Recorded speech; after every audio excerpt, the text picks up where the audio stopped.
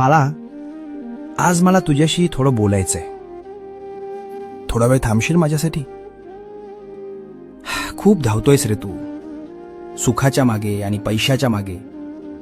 पण तरीही रोज रात्री उशीवर डोकं टेकवल्यावर तुला रिकामं का वाटतं?